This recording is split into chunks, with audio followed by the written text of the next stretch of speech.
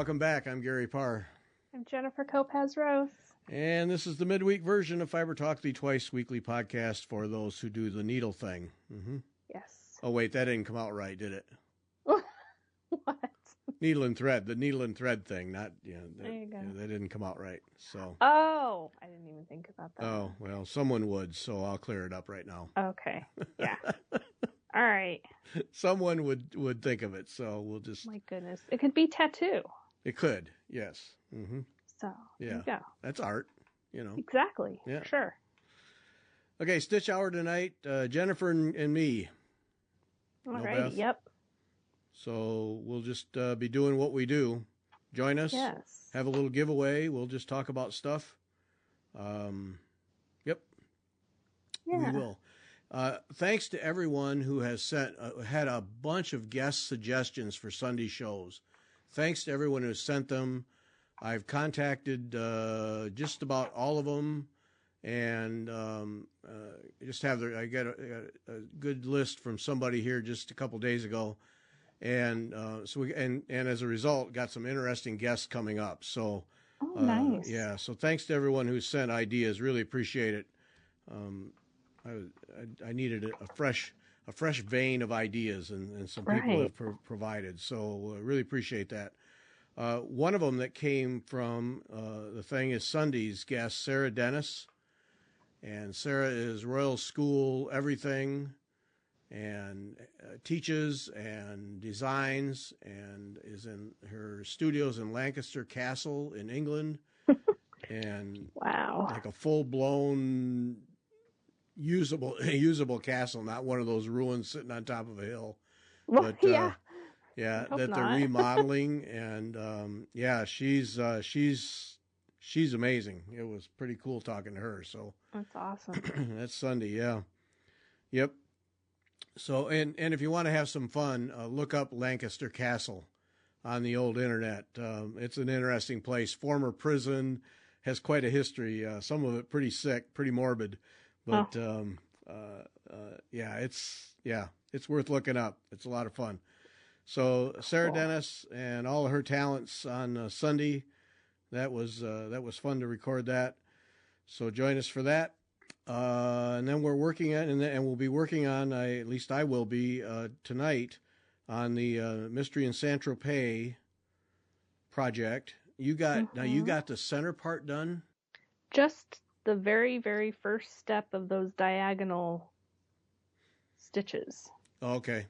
The very first thing. I haven't done anything else.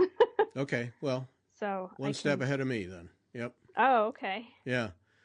So I'll tell my little saga, but now you're kind of making up the threads and colors as you go along. So yeah, I'll just kind of. And I may not even stick with the do it a dark, I don't know. I'm just going to see what I have and put it in. Now, did you do an over dye for that center square? Yeah, I used a DMC floss, and I used 3 strands. Uh-huh. Because obviously one wasn't enough. Right. So I did 3 strands and laid it, and it's a DMC, just a DMC floss, regular. But it's variegated. Yeah. Okay. So. And then you're going to build off of that. Yeah. That'll be, and then it has lots of colors, so I can pick lots of colors. Yeah. I picked one that had lots of colors so that I could have the most options from my stash, And everything from your stash. You're not going to buy one skein of thread. Yeah, the goal is to not have to buy anything. Okay. All right. That is the goal. Okay, well, we'll keep tabs, yeah. Yeah, we'll see how that works, but Before we recorded, we were talking about house remodeling and how many trips you have to make to Home Depot. We'll see how many trips you have to make to the needlework store. Yeah. Oh my goodness. Yes. Too many. Yep. So, all right. Well, so we'll see that tonight. Yeah. See how you're doing. And then now I started out on the we did this, it was a couple Wednesdays ago, on the Congress cloth linen. And for needlepoint stuff, I just had to baby it too much. So, and then it turned out Cindy was going to send me a piece of Congress cloth, regular ivory Congress cloth. And so after the show 2 Wednesdays ago, I went to find my large piece of white, because I was going to lay the threads that I got from Kathy Ray and Needle in a Haystack, who's sponsoring this little project. And I was going to see how they would work on white. Mm-hmm. Well, I'm looking around in a drawer where I have rolls of linen and other things. I had a whole big roll, like probably a yard of ivory Congress cloth. Didn't even remember I had it. Oh. Yeah, so out that came, cut it up, taped it, and got it mounted. So, yeah, that was a real break. And then I had amazing. To go. Yeah. It's amazing what you find. I know. When you go looking through your stuff and you're like, oh, look at that. I totally forgot about that. I was moving it out of the way because I'm looking for white. I'm moving it out. Wait a minute. This is Congress cloth here in my hand. Where'd I get this? Yeah. And it's one of those times when you went to the store and bought a yard just to make sure you had it. Yep. And so then I laid it out on the table. I thought, oh, this thing will be all chopped up. I won't be able to get a 12 by 12 piece out of it to save my butt. No, it's virtually unused yard. It's got to be close to a yard of Congress. It's like, oh boy, I win. Perfect. Yep. So so now I'm and then of course I had to go away last week. So right. Now I'm ready to start stitching the center section. So we'll see how it goes. Awesome. So, and somebody posted in the Gay Ann Rogers Stitch Along group on Facebook, a lot of people are posting. Someone posted just the other day that they had finished the whole center section and now they were going to figure out what to do in the 4 quadrants. So. Oh, okay. Yeah. Yeah, I just did that one section and then my brain had to go towards the bathroom and then the stitching that I didn't want to have to think. Yeah, the bathroom remodeling, not that you just simply had to go to the bathroom. Oh, yeah, the bathroom remodeling that I'm doing. Yeah, that. Yeah. And so I have stitched this week, but it's mostly on just one of those country cottage needlework, the September cottage. Oh, okay. So, and I'm getting close to done. I just have to do the word September and then the top little branch across the top with little stuff, and then I'm done with that one. All right. That's so September? Yeah. And you have all the previous months done? Yes. Look at you. But not fully. You only have through February fully finished. Okay. Because remember I showed how I had the March sitting here for like months that needed. Right. Yeah. Yeah. So then I'll have September, and I want to get those done. I want them finished. So I'm trying to I'm looking at what I have and what's lingering, and I'm like, these things need to get done. Mm-hmm. And out of my little pile of ongoing whips, Yep, they do. So even though I'm like, tempted to work on other stuff, or I'm like, no, just get it done. It's easy stitching. It's not difficult. Yep. Just sit down and get it done. Just mindless. Yep. Just go for it. Yep. Tiny bit of counting. Just get in a couple basic areas, and then you just go from there. You're good to go. Well, the ones you've shown, that's a nice design series. Yeah. It's really cute. I like it. Well, I'm gonna work on. I was making good progress on the Lady Mary. Lady Mary, yeah. So I want to keep that going too. Mm-hmm. 2 Gay Ann Rogers at the same time. Yeah. Ooh. So we'll see. First, I need the time, so we'll work on that. Yep. So, and then also there's 2 videos that I will have a page on the WeTalkFiber.com for the videos for the Mystery in Saint-Tropez, but you can find them on the YouTube channel. There's one where Beth and I are opening our threads from Kathy Ray, and then the 2 Wednesdays ago was we took the stitch hour, the Wednesday stitch hour, so that's in the live section, and I showed how to mount canvas on stretcher bars. So yeah, if you haven't done that, that's And Oh, I did remount mine after watching you and asking the questions and talking about it. Remember how I didn't mount mine really quite yeah. good enough? I took it off and redid it.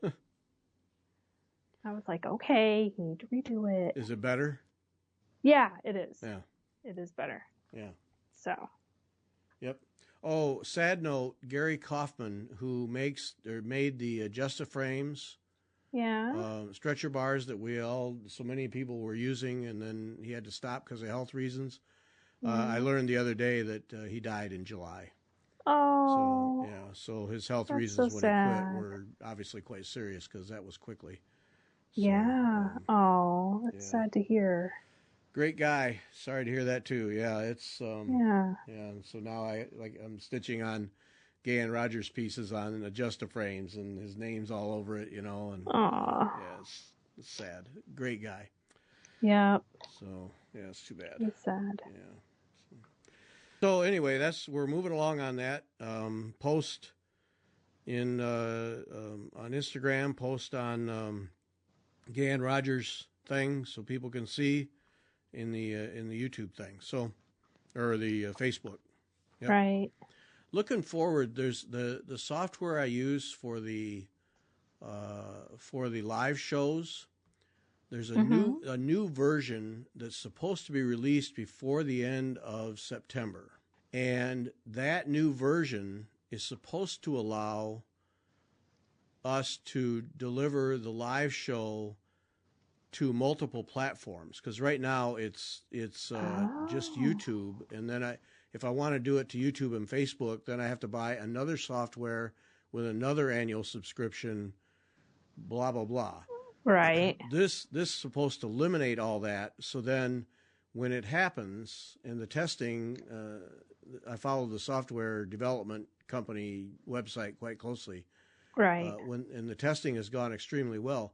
So then when that comes along, we should be able to deliver the Stitch Hours, the live shows, to Facebook and YouTube at the same time, which will be quite cool. Nice. Yeah. Do you have... I know you're on Facebook as Fiber Talk, but it's not like a group. It's just you as Fiber Talk. Are you going to make like a Fiber Talk group, or are you just going to put it on as on your normal Fiber Talk thingy? Well, it's a business page that's an extension off my personal page.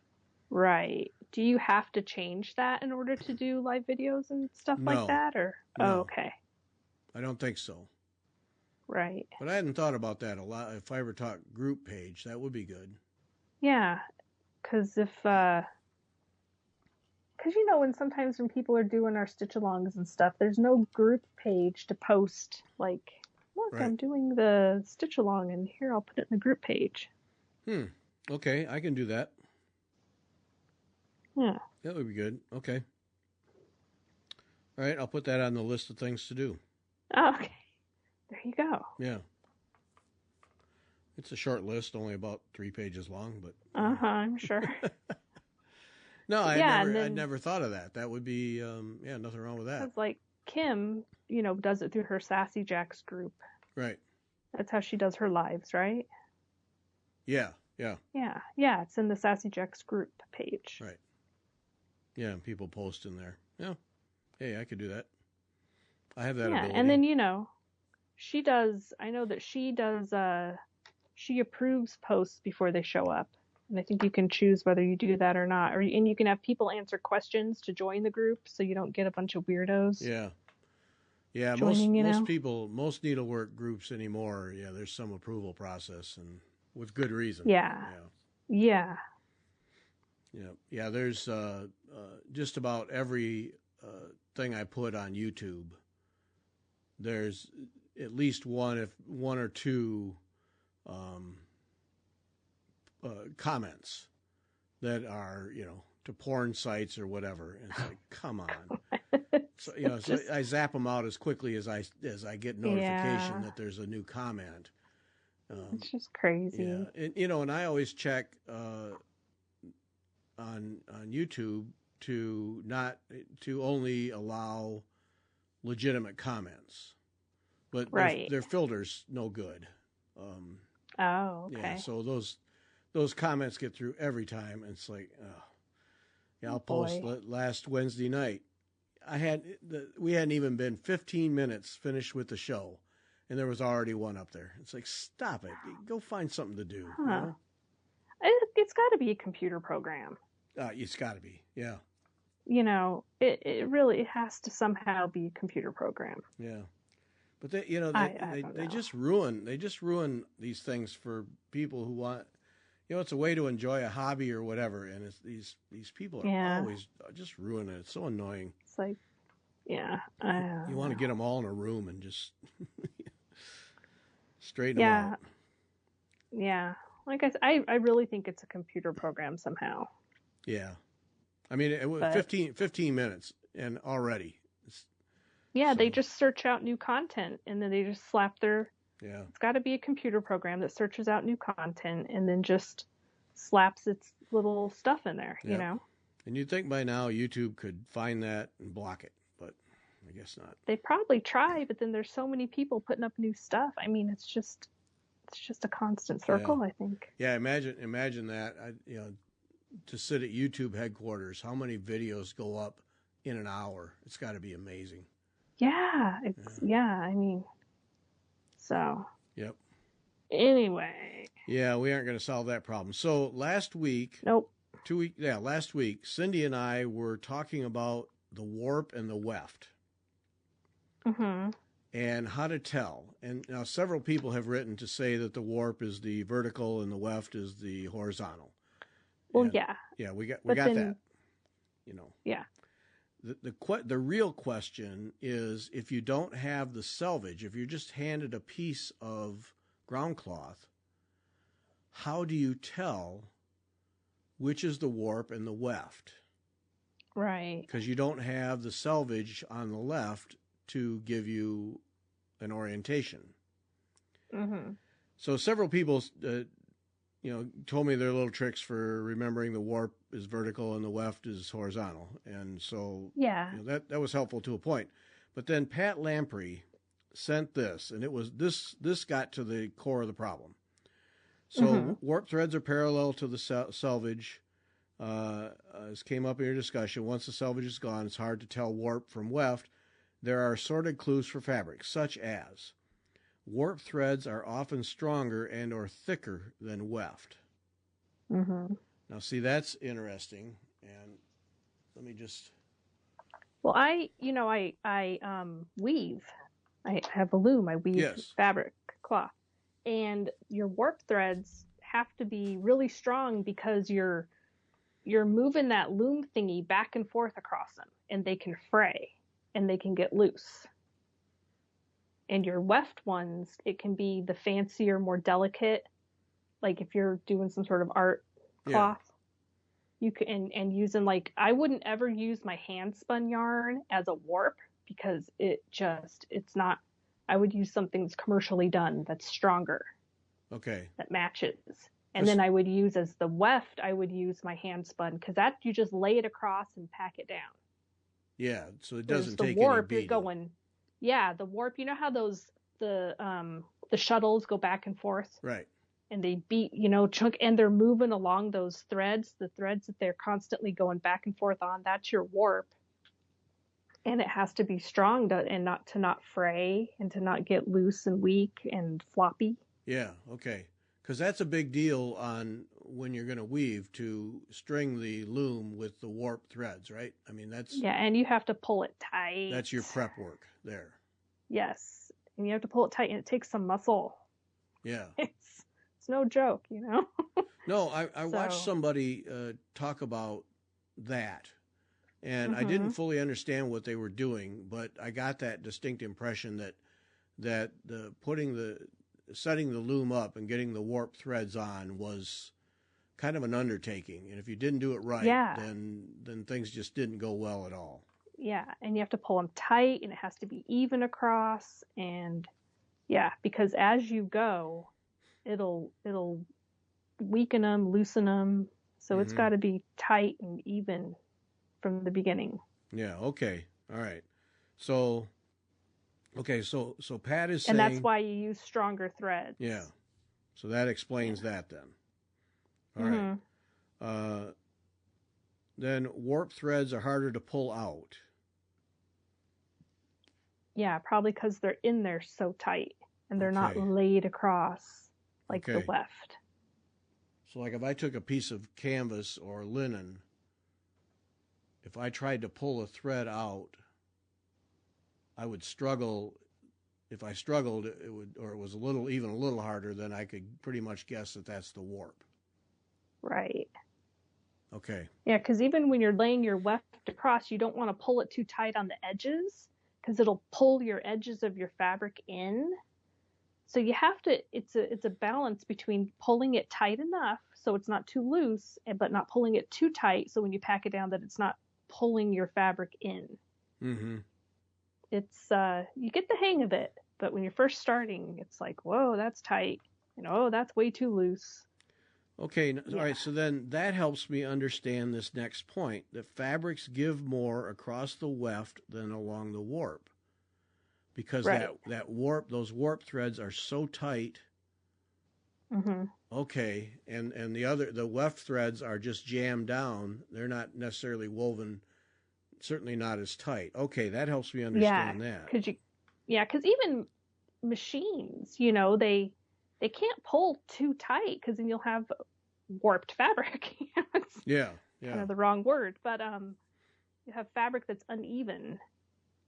So the edges of the weft part, you have to keep it loose, but not too loose. And Yeah. Okay. That makes sense. Cause then she referred us to a conversation we had with Nancy Lukoski, where, Nancy talked about a bunch of ladies doing kneelers from a congregation, and they weren't consistent with the canvas orientation, and then that caused problems blocking. So so now it all comes together. Mm-hmm. So if you're so when it came to blocking, she isn't able to get flexibility in a consistent direction. Yes, because they all need to be stitched the same way, with the warp and the weft going the same way, because it'll stretch, the weft section will stretch more than the warp section.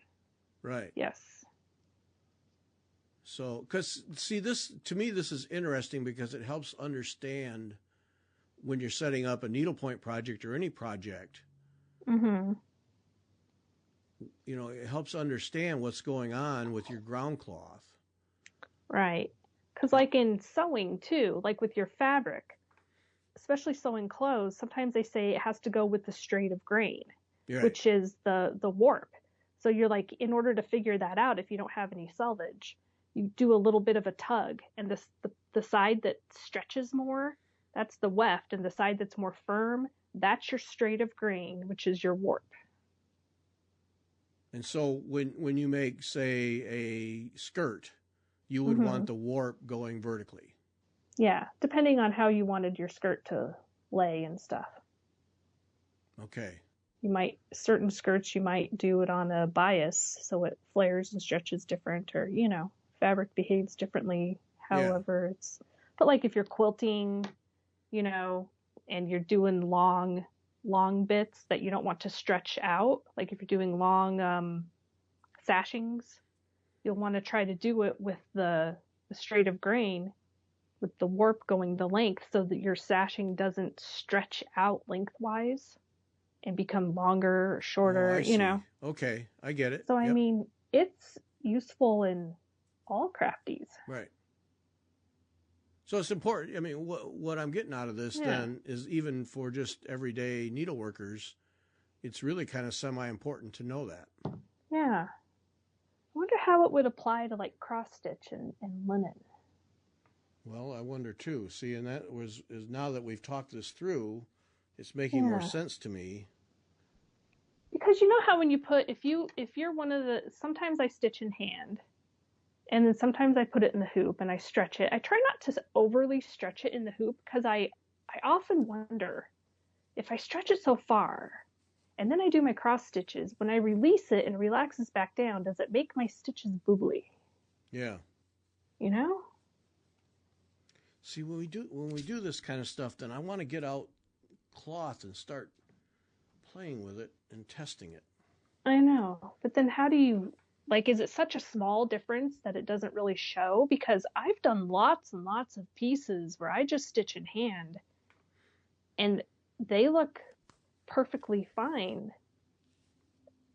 And then I have ones that I stitch in the hoop and they look fine too. I don't know. Yeah, I don't know either. Because now, all right, so now I just had handy here a piece of 40 count Newcastle that has the warp on, or it has the selvage on it. So I know exactly how, so, and I can, see, I'm not sure I can tell. It's like if you pull on them, it's like it has the same amount of flexibility both ways. So now I got to play. No, I'm pulling on one of mine right now, trying to see, because there's no selvage on this one. So I'm like, let's guess.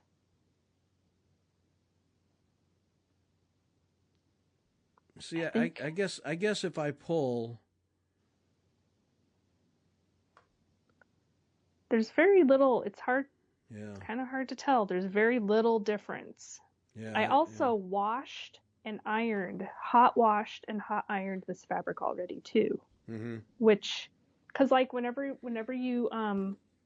I weave a piece of fabric, it's all woven and it's done. It's not actually finished until you wash it and dry it. Because then it allows the fibers to expand and set in their natural state. Yeah. Which is like, remember whenever I first was doing these country cottage needlework things and I got the fabric, my mom bought me all the fabric and stuff, and I thought that the fabric was too weedy, it was too thin. Yeah. I didn't like how thin it was, and so I washed it in hot water and ironed it, and it fluffed up the fibers. Well, that's and it made it a fuller, less thin linen. Because I didn't like how it was all tight, and it was too holey, and it was very primitive looking, I guess. And I wanted it fuller. I wanted it a fuller fabric.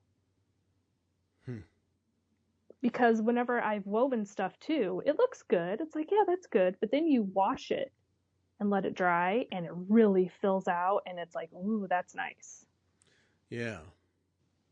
Okay. Because see, now you got me thinking.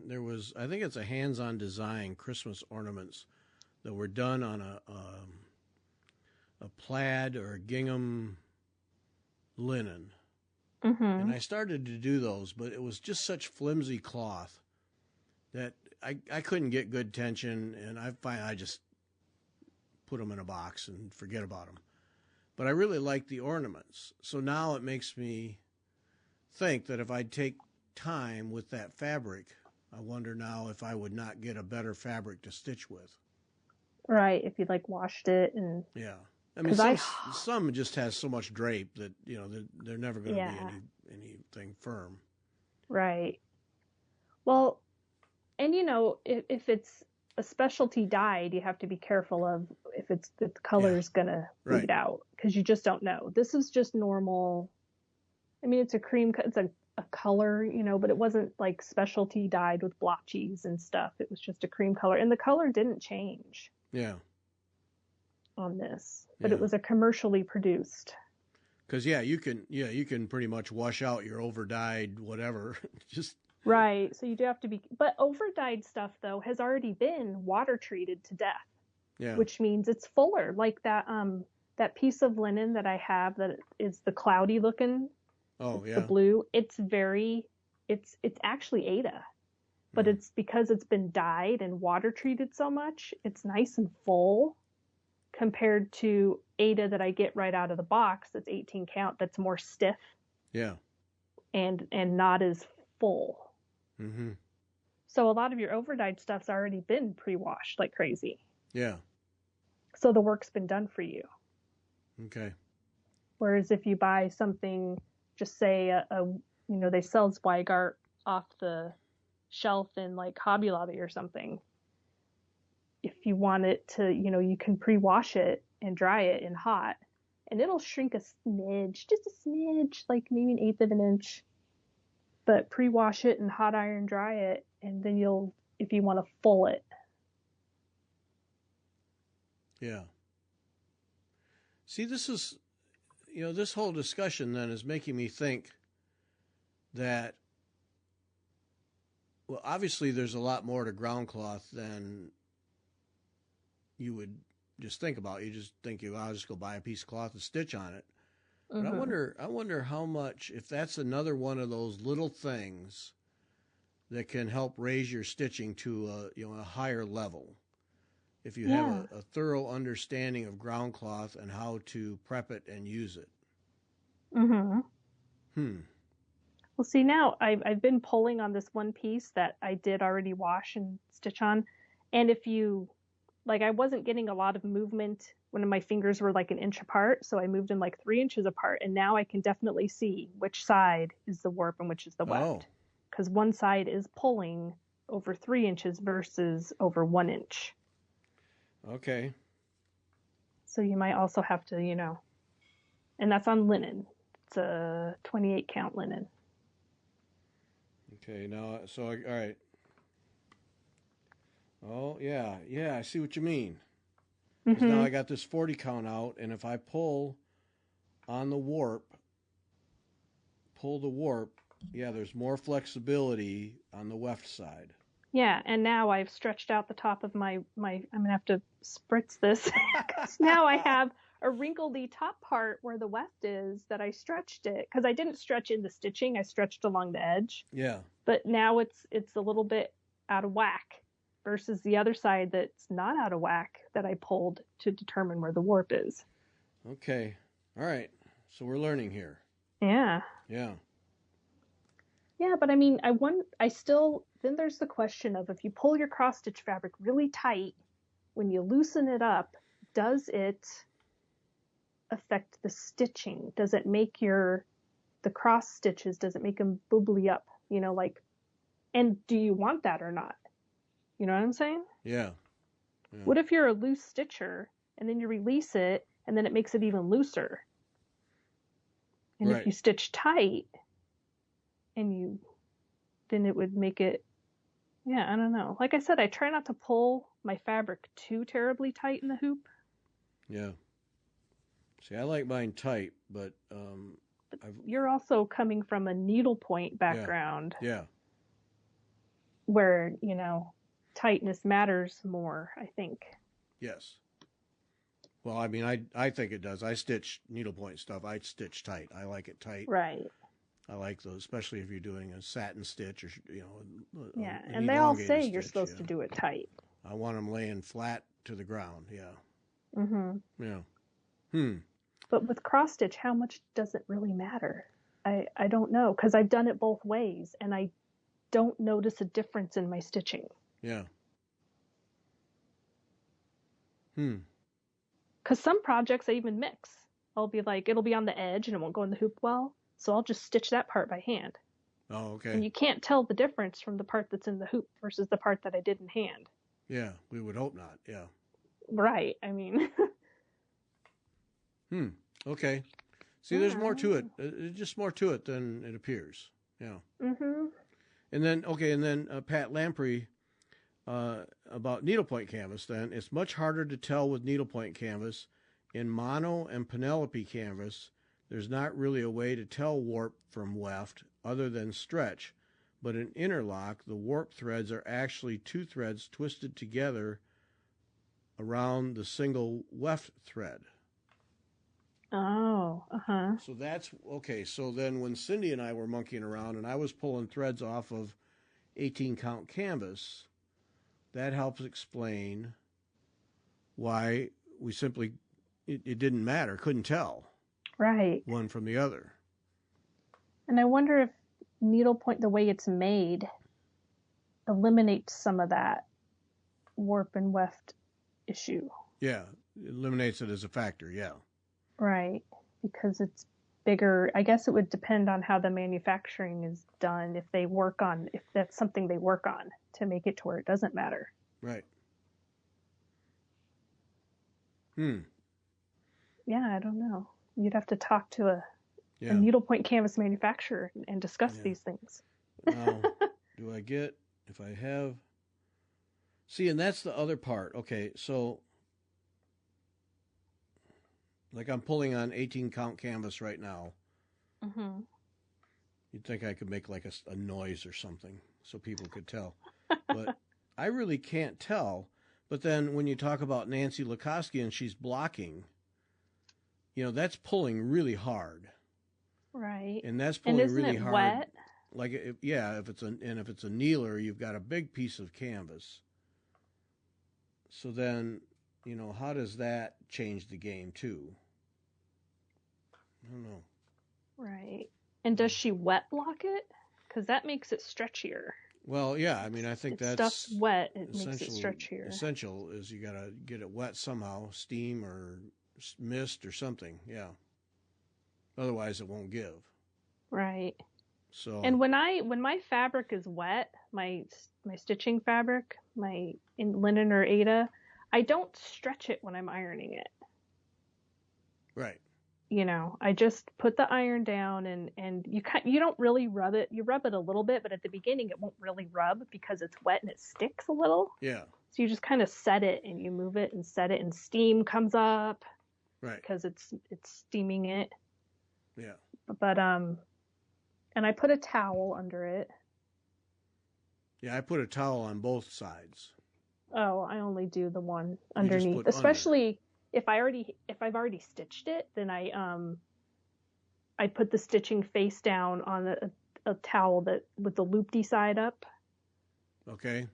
And that's maybe 2 or 3 paddings of the towel with the loopty. But sometimes, like if I'm washing linen that I haven't stitched on yet, I'll put it on the towel first to get most of the moisture out, and then I'll put it directly on my ironing board to really make it flat. Yeah.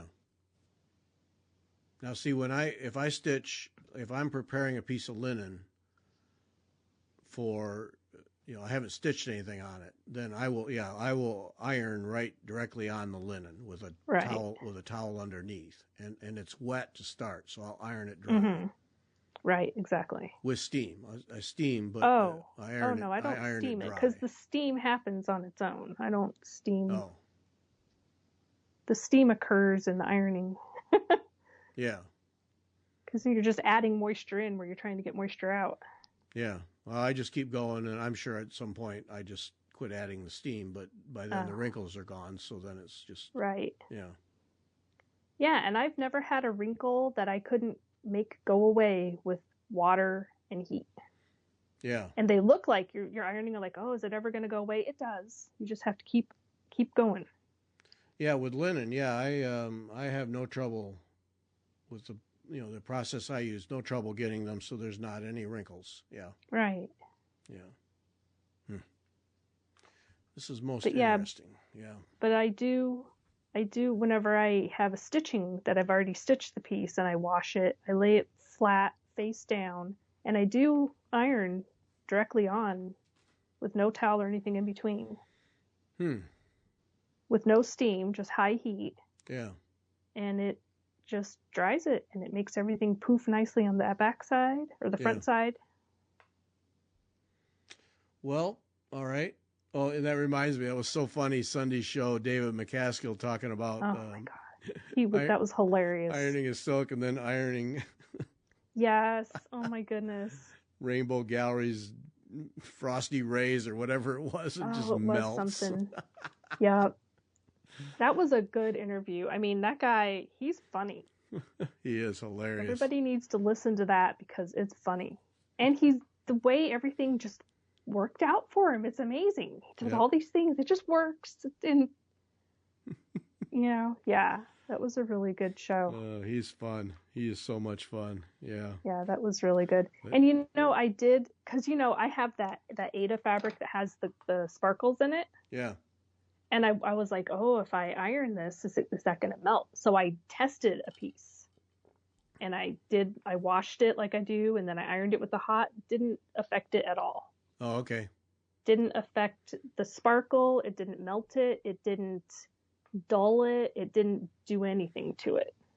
But got rid of the wrinkles. Yeah, because, I'm doing that big pandemic piece on that stuff. Right. And I wanted to see, I'm like, I'm going to want to wash this thing after and iron it. Is it going to affect it? Because I'd never used that fabric before. Yeah. And it didn't affect it at all. Well, good thing you tested though, because Yeah. what would have happened the other way. Yeah. Yeah. Because I had to test. I'm like, okay, I need to know.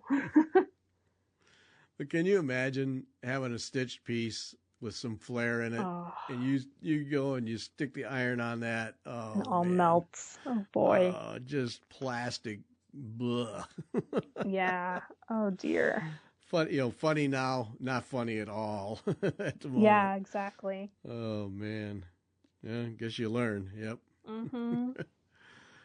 Yeah, he's a special guy. That was so much fun talking to him. Yeah, that was really good. Yeah. If you haven't heard it, Sunday show with David McCaskill. What somebody even wrote. I don't even do needlepoint, and I enjoyed it. Mm-hmm. Yeah, because it doesn't matter if you do needlepoint. Yeah. Yeah, he was good. And I just loved the way that he just kind of happened into it, and he just liked it.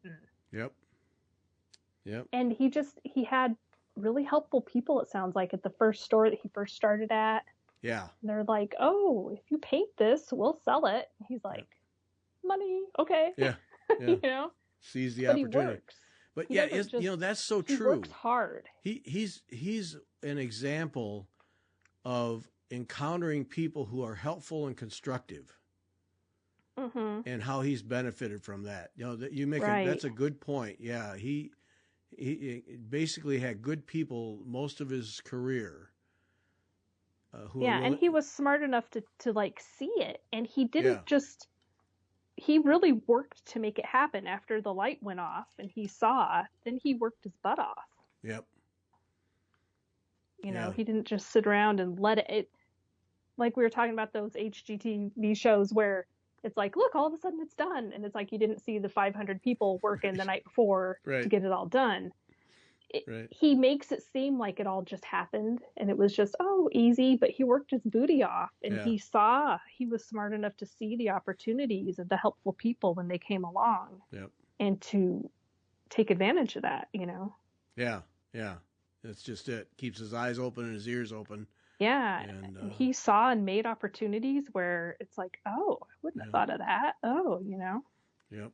Yeah, it would be fun to get a bunch of designers in a room to talk about designing, and how many of them, you see the beautiful finished piece.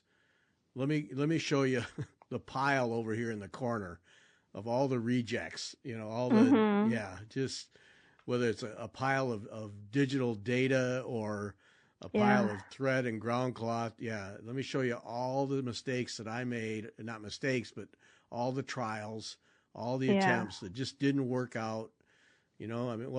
Talking to Gay Ann Rogers, she talks about that all the time. Just she rips it out until she gets what she wants. It's not magic.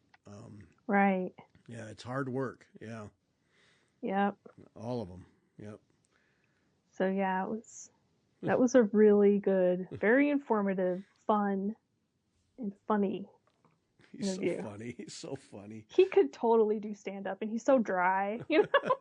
Yep. Yeah, I could see him doing stand up. You could see a whole thing sitting there with a stand doing needlework and just doing stand up comedy. Just Yeah. Well, he even said that whenever he finally got to where he was a dedicated teacher at a shop, that it became with the people, it became more like they'd just come in and stitch, and he'd be there to entertain them and make them laugh. Yeah. And you could totally see how that would happen. Yeah. He's funny. He is. Well, but see, that's the thing, I think if you talk to any teacher, teaching, there is a huge element of entertainment to achieve the goal of educating. Right. And, I think most teachers would tell you, I know for me, it was for 9 months of the year, every day I had to be on. Right. I had to have energy. I had to be ready to go. Energy. Don't give up. Go rah rah rah. Entertaining. Throw in a little of this and a little of that to make it interesting, and you have to do that to, and they always talk about teachers get the summers off. Try it and tell me you don't need 2 months to regain your sanity. Don't talk to me about that. But you have to leave your bad day at home, you know. You do. Even when I worked in daycare with the little ones, like 1-2-year-olds, they can sense. Oh yeah. They just sense your mood, and you have to go in and you have to be perky and happy. Otherwise, you're going to have unhappy children. Yep. They sense it and they feed off it, and if you have a moment of unhappiness, you can just see that the kids will just react. Almost they look at you and then they sense it and then boom, it's on. Yep. Yeah. So true. Yeah. So when he talked about I can see, 2-year-olds and 16-year-olds, probably about the same, right? So many days, not a lot of difference. Emotional state, So yep. I can see how you'd have to be constantly on, leave your problems at home. Yeah, otherwise, you're going to have children who are going to act up because they're going to feed off of it. Yep. Oh, you do. Yeah. It's there's a big element of acting in that. And any of your good teachers, I don't care if they're teaching what level, from pre-K to adults. Mm-hmm. The good teachers have some element of entertainment in them. Right. And you have to. You just have to. Yeah. So, and he would be a good one. I'd take a class from him in a heartbeat. For sure. What a blast. Yeah. That was fun. He's pretty good. Yep. Okay, so one of the things that I was wondering, I was thinking about you, that's weird in its own right, but I was. And your Saint-Tropez, and you're deciding on the colors as you go along, as opposed to pulling a bunch of colors and saying, I'm going to start with this and I'll adjust if I need to, but this looks like the grouping. Mm-hmm. So do you have some go-to colors that if you're putting something together, you start with that and see if that works for you? Or are you one of those that it can be anything?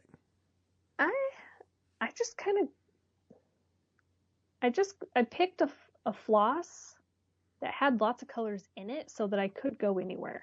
Okay. Because I just don't know. So your mind is open enough that you can go in any direction. Like for me, if I try to limit myself, then I have to go out and buy stuff. It makes it more complicated. Okay. And then you end up having to go buy stuff because you don't have the exact perfect thing. I don't know. I started this particular, some things I really do have, mostly when I pick colors, most of my stitching, I just follow what they do. I don't change a lot. But like quilting and stuff, if you want to not use the exact fabric, if you want to use whatever, you find your base fabric and then you go from there. And I just work with what's in the fabric I like. No matter what the color is, which is the same with floss. You pick a variegated floss and then you just go from there and base it all off of that floss and what looks good with it. Yeah. Yeah, because with quilting, your fabrics kind of are your variegated floss. Right. And then other variegateds can go with it or not, but you pay attention to tone, your color tone and what colors go. Sometimes, it doesn't have to exactly match, but it has to go. Mm-hmm. The tone has to be the same, or the shade, or something has to work. But for you don't tend towards reds or blues or yellows. You're pretty open. I'm pretty open, yeah. This one, it just happens to be pink heavy.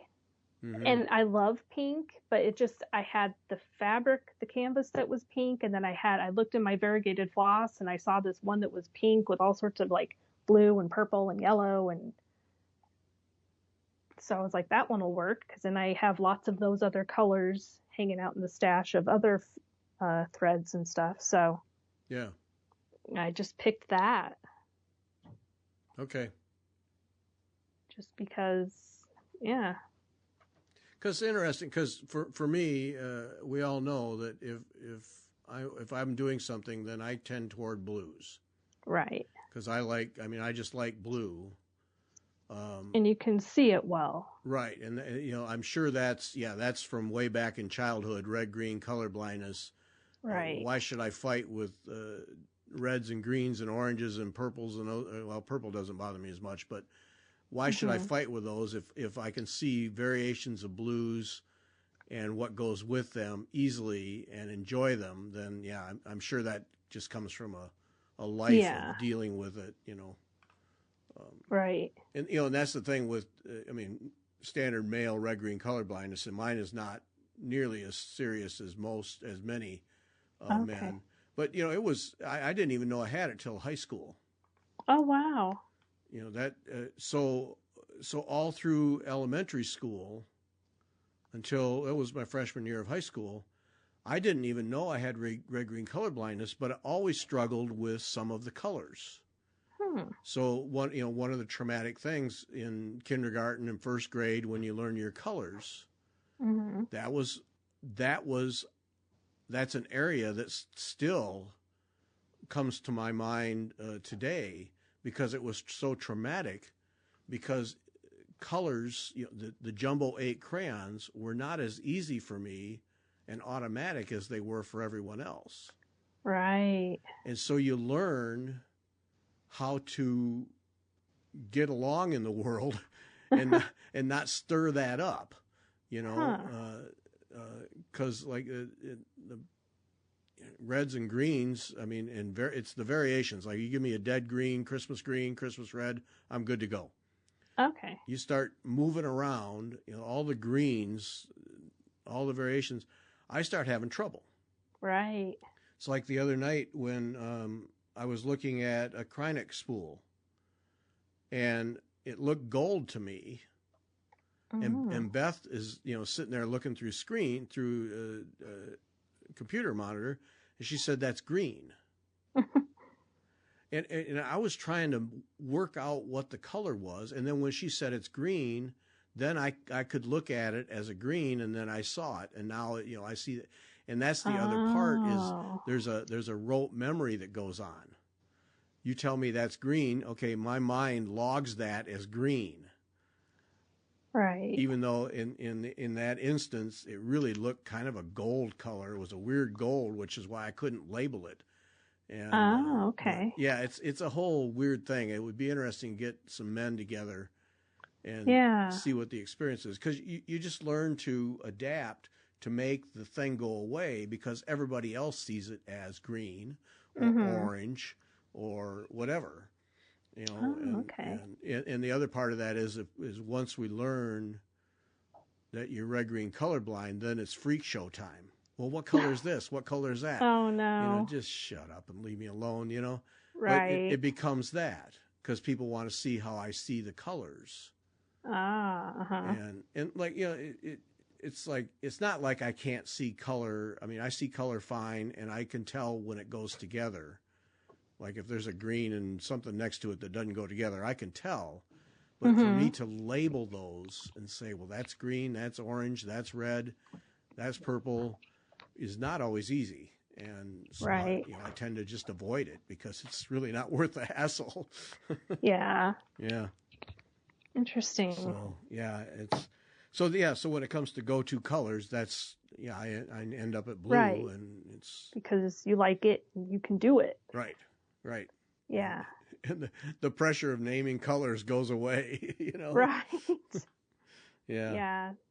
No, I just go with whatever's going to work for the project. I really like pink, but not everything has to be pink, Right. Right. But yeah, I can do whatever. Yeah. Okay. Pretty. Yep. It's a nice freedom to have. Yeah. Yeah. All right. On that fascinating note, we're going to call it right here. So join us tonight, 8 o'clock Eastern Time on the YouTube channel for more of this insightful conversation. Yes. Yeah. Right. Colors and warps and wefts and stretching. Yeah, all those things that we did. Yep. Yeah. Okay.